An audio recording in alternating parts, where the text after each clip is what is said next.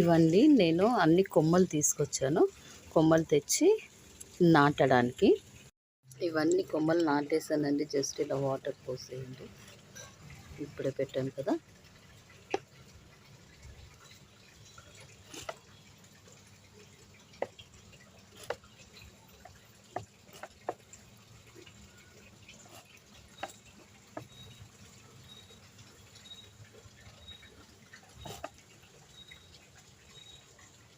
ఇది మందారం.